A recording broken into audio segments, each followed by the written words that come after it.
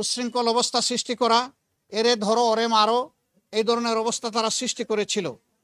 যারা ত্যাগ এবং তিতিক্ষা, যারা নিজের জীবন দিয়ে বুকের রক্ত দিয়ে সামনের সারিতে থেকে লড়াই করেছে, তারা যখন শুনেছে দেশকে অস্থির করার জন্য এই ধরনের একটা পদক্ষেপ নেওয়া হয়েছে, তারা এসেছিল ছুটে তাদেরকে শান্ত করার জন্য, বুঝানোর জন্য।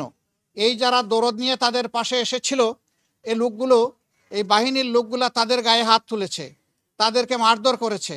আপনারা এটা দেখেছেন এবং আপনারা এটা জেনেছেন। আপনাদের মাধ্যমেই আমাদের জানার সুযোগ হয়েছে, মিডিয়া আপনারা তুলে ধরেছেন।